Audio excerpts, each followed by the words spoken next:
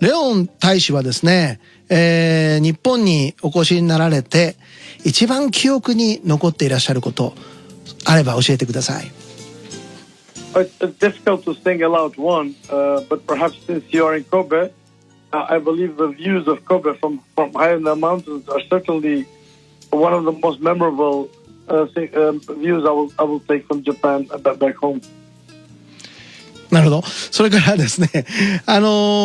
大使コソボの国のことをご存知の方もおられるとは思うんですけども、で初めてコソボの国の名前を知ったとか、初めてコソボの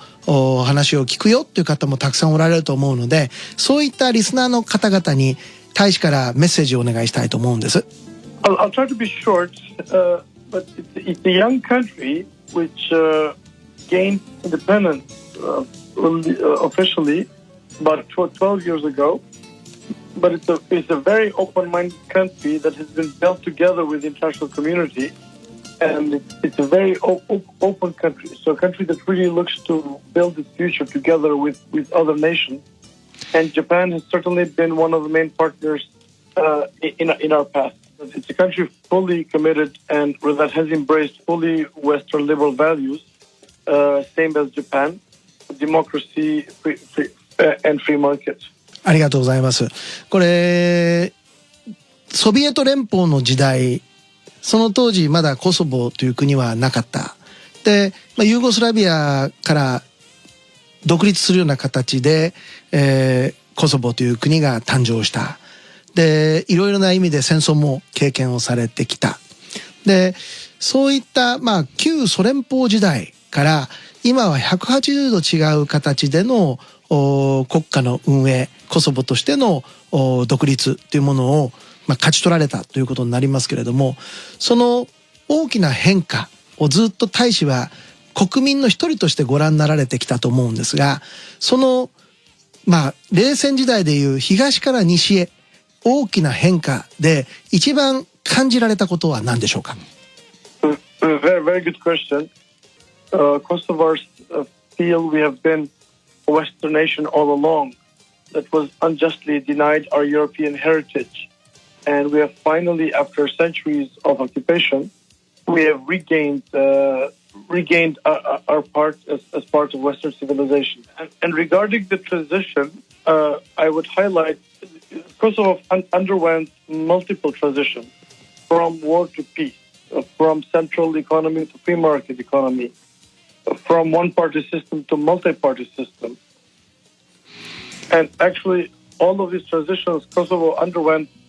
in a much shorter time than any other country has gone before. So it's a very fast change for our country, but it's a change that people desire. Let me just end with one interesting fact that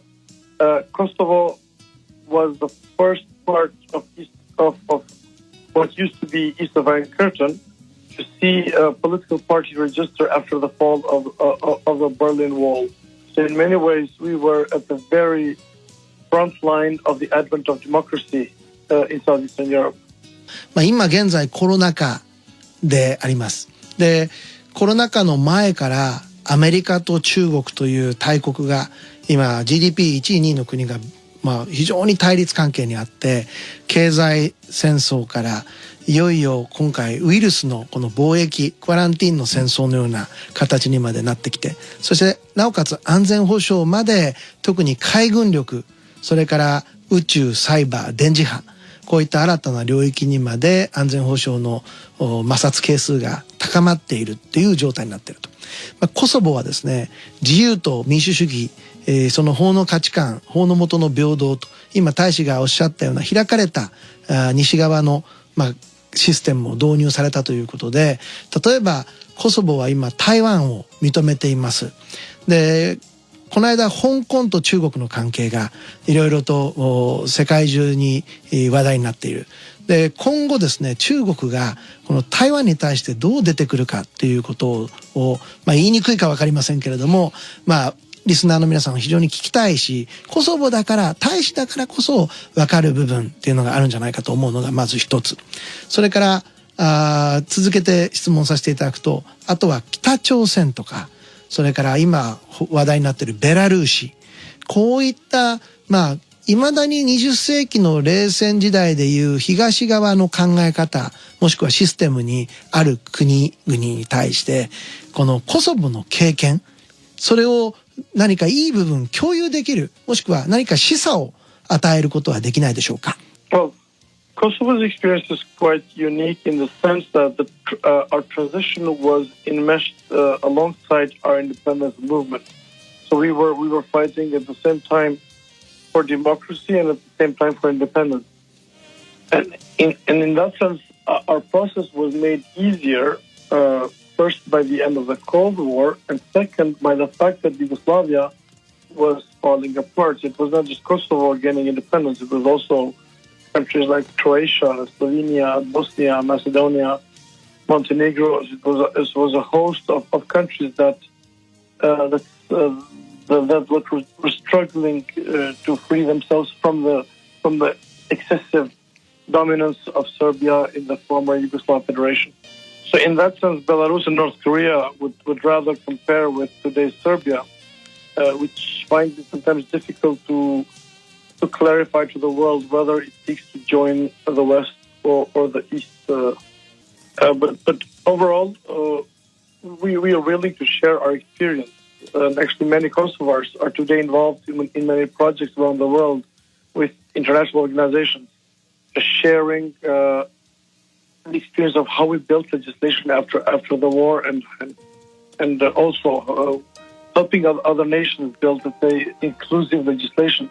And Kosovo is a prime example of how well minorities are treated, and in the sense of we created very liberal legislation. So, for example, in Kosovo has 2 official languages, although the second language is spoken by around only 6 to 7% of the people, but it can be used officially across the nation.